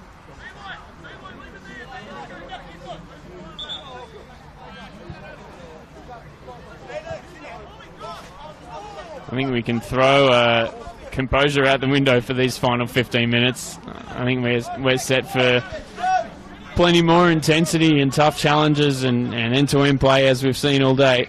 Spall with the long throw. Sands flicks it up looking for Theodorakopoulos. It's cleared away by Moarabu.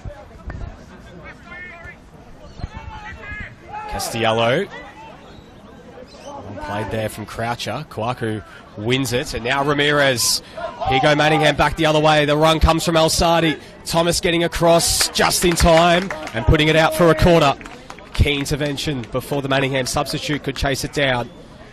But the defending's still not over for this Moreland City defence. He had to make that challenge, Corey Thomas. Perfectly timed. If he didn't get to the ball, El Sadi's in. If he missed the ball and caught the man, it's a penalty. It's a brilliant challenge from the Moreland City captain. Corner here for the home side. Ball floated in for Quoll, and it's Kiflay not cleared, and Junior Carter scoops it home, and Manningham retake the lead. A nervous moment at the back. Falls to Carter. And Manningham are back in front. Well, this game has just about had a bit of everything. We've talked about Junior Carter. Doesn't really get that many opportunities to show his quality in the offensive box. But what we do know about Junior Carter is he always seems to pop up in the perfect position at the perfect time. And he has the quality. And we can see the Manningham players that aren't in the squad today appreciating their teammate. Such a massive player all season for Manningham, and that could be such a massive goal. Takes that opportunity with aplomb. Yes, it's from close range, but he still has a bit to do under pressure on the turn, smashing it into the back of the net. Here's Quoll, brought down by Kiflay, and that's going to be a free kick to Manningham, and you can feel the frustration from the Manningham officials. A lot of players who are injured, the likes of, or even former players as well that are here as well, Nick. They're all riding every challenge at the moment. But Nick, Junior Carter's coming with now a second huge moment at that end of the ground. A few weeks ago against Green Gully, they were down 1-0 with only seconds remaining, and he scored a massive goal to rescue a point. And perhaps this goal here, if it's 4 points in Manningham's favour, Nick, they could be 4 very, very valuable points in their hopes of survival. It comes through to Jose Ramirez, but the flag is up against the Manningham number 7, who really kick-started that attack that led to the corner.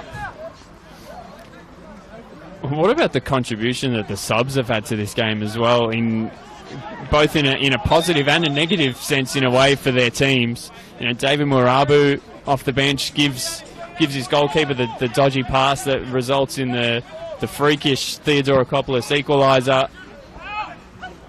Again, Kiflay failing to clear the corner that was headed on by Manningham substitute Paul Quoll as well.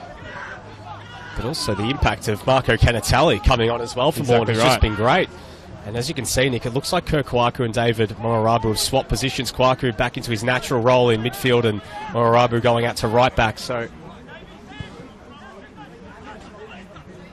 here is Canatali, who's now on the left, and Karamad has come over to this side on the right as Carter does well. Got a foot in, but Canatali winning it back, flicking it over the top to Sands. Karamad in a load of space, they can get it to him. Karamad coming centrally.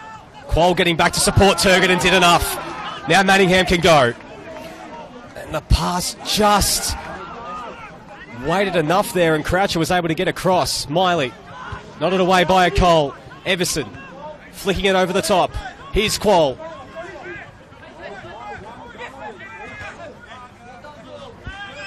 And player on the deck here for Moreland City, and Hayden Brown saying, don't put the ball out, just keep playing.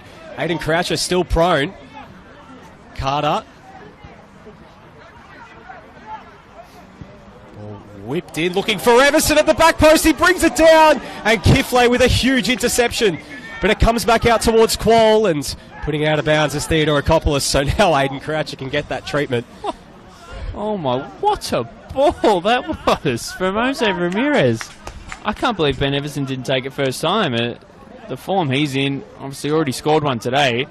Looked a sure bet to just whether he chose to stoop with his head or lift his foot up to turn that in first time. That ball was ridiculous from Jose Ramirez, and I think we all need this injury break just to have a little bit of a breather. This is incredible. So if you're just tuning in, Moreland City opened the scoring in this game courtesy of Christos Theodorakopoulos. Manningham equalised courtesy of Jose Ramirez. Ben Everson gave Manningham the lead going into half-time. Calamity at the back led to Theodorakopoulos getting his second and bringing the scores level. But Junior Carter has since given Manningham the lead. In the other game, Avondale have turned that contest around against Oakley, now lead 2-1 at Avenger Park, as it does look like we're going to get a double substitution for Moreland City, and it is going to be Hayden Croucher coming off, and it looks like Raul Suresh will be coming on for his second appearance for Moreland City since coming across from Lang Warren. The other change is, I believe, Trudy Atajith, who's going to be coming on as well. Just getting confirmation of who the other player is coming off for Moreland City. It is Kazra Karamad, who had a very electric start to this game, but perhaps his influence has waned as he's tired late in this game. But now we see Trudy Atajith, who can provide plenty of fresh legs. He's a very, very fascinating player, a player to really keep an eye on. He's been riddled by injuries over the last few years, and now has his chance to try and rescue a point for Moreland in the final moments of this one. Yeah, well, Kazra Karamad's just come off on this near touchline in front of us. And it's funny, I had it in my mind to say it, and he said it for me. He's asking the Moreland City fans on the fence, why do they keep switching me from side to side? It seems to have happened a lot from Moreland City, even with Canatelli coming off the bench. The ball was certainly out of bounds there as Jose Sands, but the flag is up. I was going to say, if Jose Sands got away with that one, I don't know what the Moreland City... Well, it's actually the injured players in Michael Zatsitis and Apaya Kuno having a bit of a word there with the assistant, but I don't think there were any complaints with that one, Nick. The ball looked clearly out of bounds. Yeah, it's an interesting one. Obviously, Moreland City know that they need to chase this game in the last 10 minutes. They need to make sure they can keep their frustrations in check, because it's going to do them no good. I think it's just at this stage, Nick, understanding the gravity of this game and sensing what's on the line, just riding every decision. Absolutely. If they can channel that into some of that intensity and the pace of play that we've seen from them across various points of this game, then they can definitely get back into it. A Cole. Good touch there from Carter. Ororabu. Carter going to ground along with Sands. And it's a free kick awarded there to Manningham. Sands left a foot in, and it is going towards Manningham, even though Sands is still on the deck remonstrating. Yeah, well, it was Sands that ran into Carter from behind. Sands has ended up the one on the floor, sort of gesturing to the fourth official. I don't think there was anything, if there was contact on Sands, it certainly wasn't anything intentional. Carter was just running, and Sands ran into him. But we've certainly got a fiery final 8 or so minutes plus stoppages now. Bit of a bobble there, almost works for Canatelli. Clark went to ground, no free kick. Cole under pressure there from Suresh. Goes all the way back. to Brown, who just sends it away first time. Baku does well, provided plenty of energy since coming on. Qual. Carter lets it run. Does well to ride the challenge of Curtis Miley. Boy, hasn't he had a big game today, Junior Carter. Here's Al-Sadi. Getting onto his left. Thomas bring under control, and now Moreland City can go. Suresh puts the afterburners on. Looking for Theodorakopoulos, but Turgut did well. He read it beautifully, and now a chance for Manningham to go through Qual. Everson makes the run, but it's coming from an offside position. Instead goes for Ramirez. Here's Al-Sadi. Manningham can just slow things down a bit, just take the sting out of it a touch. Of course, if they win this game, they go 7 points clear of Moreland, who are bottom of the standings. We'll go 4 points clear of St Albans, who are in action tomorrow against Altona. But perhaps more importantly, I mean, if it is one team that is going down this season, Nick, it is... I don't want to say they're entirely safe, but 7 points clear with 4 games to go. They've got 1 foot in the league next year. But of course, if St Albans don't get a result tomorrow, that'd be absolutely huge for Manningham in their hopes of survival, being 4 points clear with 4 games to go. Of course, there is still a lot of football to be played after this week, but it put him in a commanding position. Turgut does well, putting it out for a throw. Suresh taking it quickly to Theodorakopoulos, who's on a hat-trick. Here's Cuba. In towards Canatelli. Rides. Muraba is back to try and win that header, but it's gone all the way through to Brown, and now Manningham can go through Al-Sadi. Held its position superbly, Morabu at the back post to defend that ball. Canatelli was flying in for the header, but well defended. Qual. Over the top to Al-Sadi. Well defended there by Tarjeth, getting back and helping out the defensive half of the pitch, and now a chance for Moreland to go. Tarjeth just waits a moment and now gets the ball out from underneath him, and he's looking to get play moving. It's a good challenge from Al-Sadi. Canatelli. Now Kifle.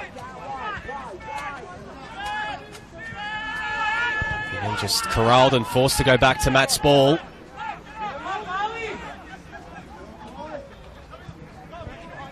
Just under 5 minutes of normal time remaining.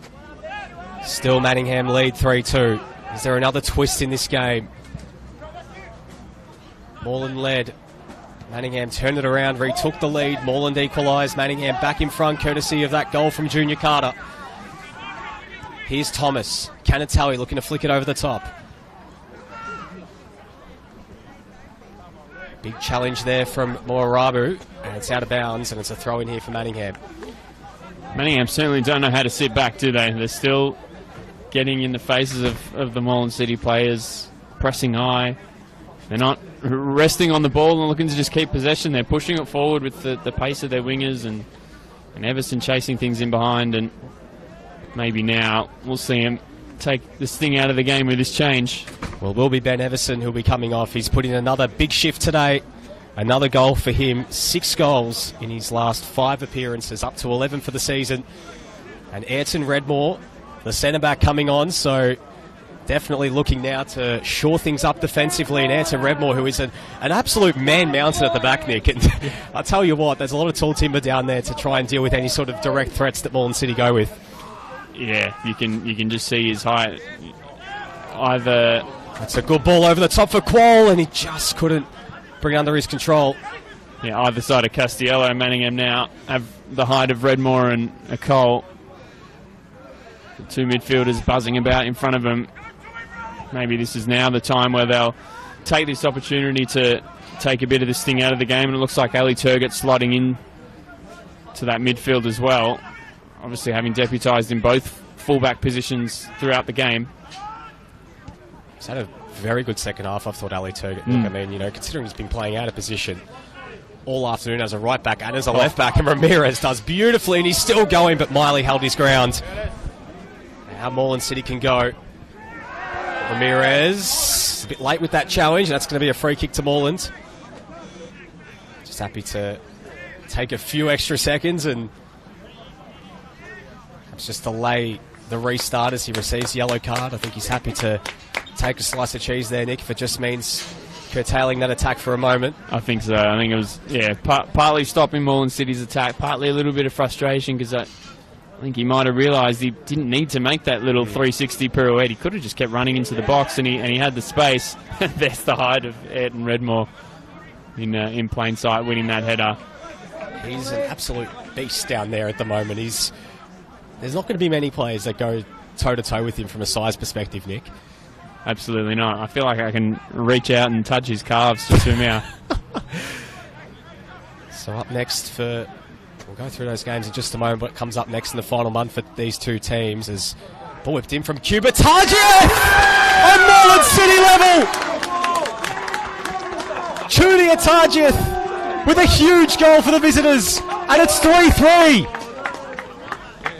Another twist in this tale, and the substitute brings the visitors level. We're talking about all this height, and then of course Moreland City go and score a header to equalise. Absolutely no one near. Yet another substitute making an impact in this game, and Chudia Tajiev. And what a brilliant header it was, steering it into the bottom corner. Still had plenty to do. It's far out, far away from goal as far as headers go. Had to stoop, bring his head back down to the ball, steer it across his body into the far corner. What a brilliant finish, and just when we thought Manningham might take this thing out of this game and hold on to the 3 points, Moreland City will not say die today. Well, if we got one more twist, Nick, can either side find the winner? Here's Redmore. Kwaku, chased down by Miley. Still going Quall, but he's handled it. The handball's given. Wait and see what the fourth official gives for added time as well, Nick, because it's going to be interesting to see how lenient the officials are and how much extra time they give. 7 minutes of added time. If you're watching on at home, buckle up. We're in for a huge finish at Penny's Reserve. Far from over. Tell you what, they love the theatre, the officials. And they're setting things up beautifully. Miley, still going. Big challenge there from McCall. And now Ramirez, he has Alsadi to load of space if you get it to him. And it's going to be a free kick going to Moreland City for a high boot. But Mohamed Alsadi was in an acre on that far side, Nick. We just looked up and saw that space that he had, and Ramirez knew it too. He tried that little bicycle kick pass. In the end, the high boot, the correct call. The call's coming for Alex Condolian to take this free kick, Nick, and get everyone forward. It's desperation stakes here for Moreland City.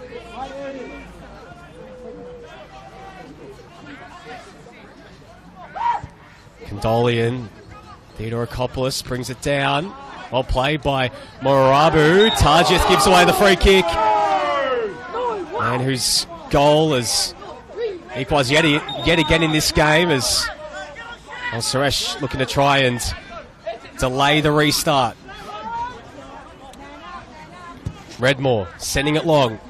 Junior Carter coming up and playing as an auxiliary number 9. He goes to ground. Now Quall. Carter still on the deck, and it's going to be coming back for a free kick. So let the advantage run for a little bit, but it will be a free kick. So I think for Manningham, they won't be complaining because it's in a very dangerous position. Yeah, definitely. It's definitely a foul. Absolutely. I'm not entirely sure what Matt Spall is complaining about or remonstrating about towards Junior Carter as he's on the floor. He leapt brilliantly to get the touch on the ball, Carter, and was taken out in midair. Hard fall back to the turf. He's back on his feet now, and a couple of players on each side have come over to diffuse some of the tensions. But there's such an interesting dynamic in this added time because Moreland City probably need the 3 rather than the 1. But, you know, they've got to be careful how far they push forward because obviously Manningham would love the 3 points themselves. Also, they need to be careful too. Carter standing over this free kick. Ball floating to the back post. Cole coming in late. Condolian with a huge collect, and he wins the foul. A nervous moment at the back there for Moreland City. But they survive. Excellent goalkeeping. He's had a great game. Despite conceding 3, he's had a great game, Alex Condolian. Carter. Alsadi. Strong challenge from Spall. Cuba. Suresh. Cuba. Looking to feed through Targieth, but a bit too much on it, and Brown's out to collect. Brown sending it long. Kiflay. Turgott. Driving forward from the back alley. Turgott still going. Calls for a free kick. And Ross Clark will pay it. Very late decision there from referee Ross Clark, but it's going in the favour of Manningham. That's a couple of late whistles now in the last minute or so, which is interesting because he hasn't. We've talked about it. He's let the play go, which has contributed to the incredible watch that we've had here today. But another threatening position for Manningham to deliver. Carter. Another free kick for him. Ball floated in. Redmore's there, and it's Thomas who got a foot to it. Castiello comes out to collect Cadolian, not with the most convincing of punches, and it's cleared away. Morarabu in a one-on-one with Canatelli. He's got Cuba in the middle. That's a big challenge from Kwaku. Canatelli's still going, and Kwaku winning it back. A huge individual effort, and here go Manningham. Ramirez feeding through Al-Sadi, but Small getting back. Al-Sadi chasing it down, and it's out for a throw-in. It's just end-to-end stuff at the moment, Nick. What a huge challenge from Kurt Kwaku. Looked like Canatelli had the run, and he had the option streaming through the middle as well. Such a timely intervention from Kwaku. Free kick awarded to Moreland City. Around 4.5 minutes of added time play. There's still 2.5 minutes remaining. There's still enough time for either side to find the winner. But they got to go. Condolian will get play moving again. Cole wins the header. Kwaku sending it forward first time. Ramirez putting Corey Thomas under pressure here. Thomas sending it long. Castiello sending it long. Thomas, good first touch. As well to stop it dead. Playing it all the way back to Condolian. Sending it long. Cole winning the header. Carter crashed into by Cuba. Miley driving forward. Curtis Miley goes to ground and wins the free kick. A moment here for the visitors to potentially pinch a winner. They've both been great all day in midfield on either side. Junior Carter and Curtis Miley. Carter had to pull him back, take the yellow card. We've seen a couple of Manningham free kicks. We've talked about the Theodorakopoulos deliveries from these set pieces. Just over a minute remaining. Will this be the last opportunity for each side? Imagine if they can steal it from here. Oh, it'd be massive. It would be absolutely massive. They sealed promotion, or just about sealed promotion, famously against Pascoe Vale with a late goal at CV Smith Reserve. Have they got a moment of magic here? Theodorakopoulos and his free kick has found its way through. Thomas, a goal clears. Back out to Theodorakopoulos. Goes for goal. And Redmore's there to clear. Al-Sadi gets play moving quickly. Spall's there. Al-Sadi got a foot in. Kwaku feeding it out wide to Morarabu. He's got players in the middle. Outside of the foot cross, and it comes out there to Turgott. Still a chance for Ramirez. Blocked. And now Kwaku. Morarabu here. Cutting inside. Cross takes a deflection. Castiello. Miley. Now Canatelli. Big challenge from Carter. Miley emerges. And a big challenge again there from McCall. It's just desperation stakes at the moment. There are bodies everywhere. Here's Al-Sadi. Qual. Cuts it back. Carter! Across the face. And it's out for a corner. Oh my goodness. How has that not gone in? It's a corner in the end. Carter looked like he was just about to pass it into the net. Then there are a couple, I think it was a goal that somehow ended up at the back post with Jose Ramirez. Well, yes. I don't know if they thought maybe they were in an offside position, they couldn't turn it in, or if the ball flashed past them Stephen Milne 2010 style. This has to be that we're into the 8th minute of stoppages now. This has to be the last chance for a winner. Have to wonder, is the call going to come for Hayden Brown to come up for this one as well, Nick? We saw Pierce Clark score a last-minute equaliser for Dandy Thunder a few weeks ago. But it looks like they're going to be a bit more conservative as Carter whips it in. Comes out to Ramirez. Ramirez shoots. It's blocked. And it's out for a throw-in. One last chance perhaps from the long throw. This has to be it. Qual. And the foot was up. Yeah. And it's a foul throw. Oh, what a disappointment. It was clear as day, unfortunately, that Qual's foot was up. And it goes in the favour of Moreland City. That was the throw-in of an attacker right there. Yes. We're still playing. We're past 8 minutes now. Well, we're at the mercy of Ross Clark right now and how much added time he wants to add on.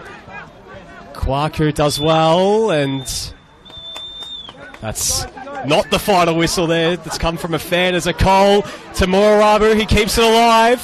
Still going. And he goes to ground. And that's that.